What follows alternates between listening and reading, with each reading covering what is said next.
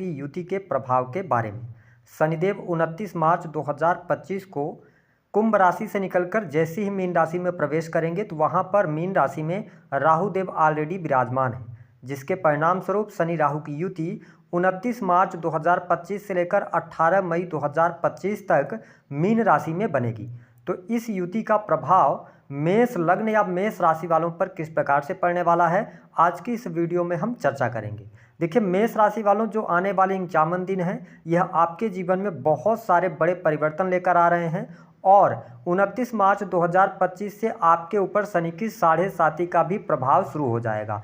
तो क्या सावधानियां रखनी है, क्या उपाय करना है, किस प्रकार के प्रभाव आपको इस युति के कारण देखने को मिलेंगे, आइए जानते हैं। उससे पहले यदि आप चैनल पर पहली बार आए हैं तो चैनल को सब्सक्राइब कर लीजिएगा, नोटिफिकेशन बेल को ऑन कर लीजिएगा, वीडियो पसंद आए तो लाइक और शेयर जरूर कीजिएगा। देखिए, मेष राशि वालों, शनिदेव आपके 10वें भाव यानी कर्म स्थान और लाभ भाव के स्वामी होकर 12th हाउस में गोचर करेंगे, जहां पर राहु देव ऑलरेडी विराजमान है, जिसके परिणाम स्वरूप 12वें भाव में शनि राहु की युति को बहुत अच्छा नहीं कहा जा सकता। 12वां भाव जो होता है यह खर्चे का होता है, हॉस्पिटल्स को शो करता है। तो ऐसी स्थिति में अन्य ग्रह भी आपके 12वें भाव में रहेंगे, सूर्य की उपस्थिति वहां पर रहेगी, बुध भी रहेंगे और शुक्र भी रहेंगे। तो आप देखेंगे कि यह जो 29 मार्च 2025 से लेकर 18 मई 2025 तक का टाइम फ्रेम है, इसका सबसे ज़्यादा जो प्रभाव आपके जीवन में देखने को मिलेगा वह रहेगा कि इस समय अवधि के दौरान आपके खर्चे बढ़ने जा रहे हैं। खर्च की अधिकता से आप परेशान हो सकते हैं।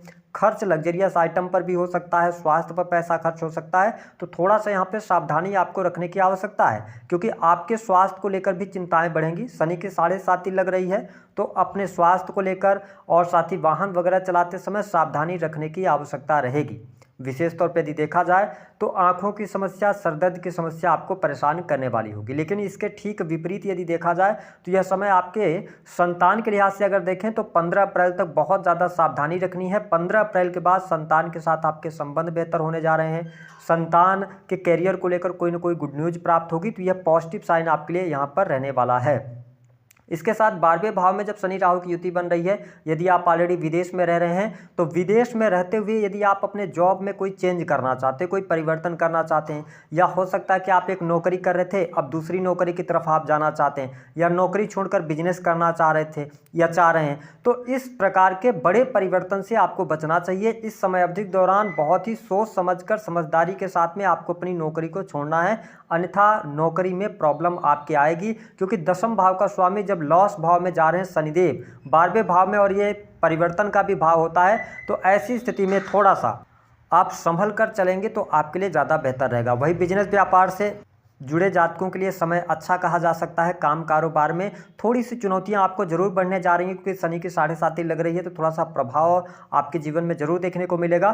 तो अगर आप पहले से बिजनेस व्यापार के अंदर, तो बिजनेस व्यापार से आप लाभ कमा रहे हैं, लाभ अच्छा होगा, ठीक है, रुके हुए कार्य आपके बनेंगे, लेकिन स्लो कार्य बनेंगे, आपके धीमी गति से कार्य चलेंगे। हाँ, अब अगर आप बहुत बड़े किसी इन्वेस्टमेंट की तरफ बढ़ना चाहते हैं, बहुत बड़ा निवेश करना चाह रहे हैं, तो बिजनेस में निवेश करने से पहले सोच विचार अच्छे तरीके से कर लें। देखिए, यहाँ पर मैं आपको निगेटिव इसलिए बता रहा हूँ क्योंकि ऐसी परिस्थितियाँ आपके लिए मेष राशि वालों बन रही हैं। इस समय अवधि के दौरान यदि आप जल्दबाजी करेंगे, हड़बड़ाहट में कोई कार्य करेंगे, जीवन के जो बड़े फैसले होते हैं अगर जल्दबाजी में करेंगे, तो शनि की 7.5 देखिए प्राथमिक चरण मुश्किल देता ही है, और वहाँ पर राहु देव भी विराजमान है, तो राहु भ्रमित कर सकते हैं और कैरियर और लाभ भाव के स्वामी हैं। तो सिंपल सी बात है कि आपको अपने कैरियर में चेंज कर रहे हैं, बिजनेस व्यापार में चेंज कर रहे हैं, तो बहुत समझदारी के साथ में। दूसरी बात की इच्छा पूर्ति के भाव के भी स्वामी हैं शनि, और राहु के साथ हो गए तो आपकी इच्छाएं बढ़ सकती हैं, जिसकी वजह से अगर आप गवर्नमेंट सेक्टर के अंदर कार्यरत हैं तो आपका लालच बढ़ जाएगा। अंडर द टेबल अगर आप काम करने की कोशिश कर रहे हैं तो फिर आपको प्रॉब्लम होगी। हालांकि सरकारी क्षेत्र में यदि कोई भी आपका कार्य पेंडिंग है,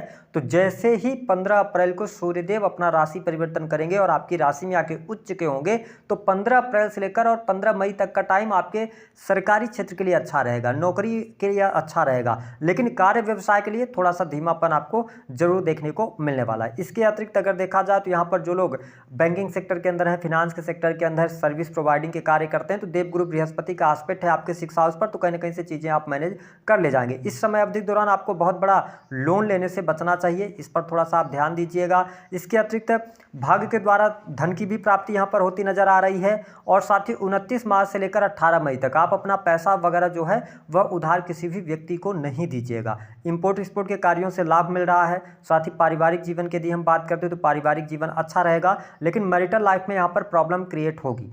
वैवाहिक जीवन में उठापटक की स्थिति बनेगी, पति पत्नी के बीच में अलगाव जैसी स्थितियां बनेंगी, लड़ाई झगड़े की स्थिति बन सकती है और चैत्रवान होकर चलने की आवश्यकता रहेगी।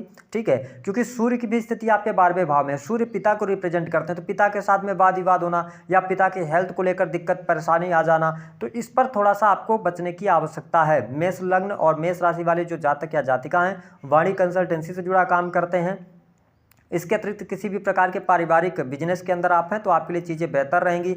और रिसर्च का कार्य हो गया, अकल्ट, एस्ट्रोलॉजी, ज्योतिष, तंत्र मंत्र, माइनिंग, चमड़ा उद्योग, इन सभी कार्यों से अगर आप जुड़े हैं तो आपके लिए यहाँ पर लाभ अच्छा मिल रहा है। अब उन लोगों की बात कर लेते हैं, अगर आप बड़ी डील करते हैं, बड़ी प्रॉपर्टी में डील करते हैं, तो किसी भी प्रकार के जो डॉक्यूमेंट हैं उस पर आप अगर सिग्नेचर कर रहे हैं, साइन कर रहे हैं, तो बहुत सोच समझ कर साइन करें, क्योंकि 12th हाउस जेल को रिप्रेजेंट करता है। ठीक है, धोखाधड़ी भी आपके साथ में हो सकती है, विशेष तौर पर यदि आप किसी की जमानत वगैरह नहीं लीजिएगा। अपनी जिम्मेदारी पर किसी भी व्यक्ति की जिम्मेदारी नहीं लेना है, अन्यथा आगे चल के शनि की एक तो 7.5 ही लग रही है तो आप फंस सकते हैं। हालांकि प्रेम संबंध के मामलों के लिहाज से समय अच्छा रहेगा, प्रेमी प्रेमिकाओं के बीच में अच्छे संबंध रहेंगे।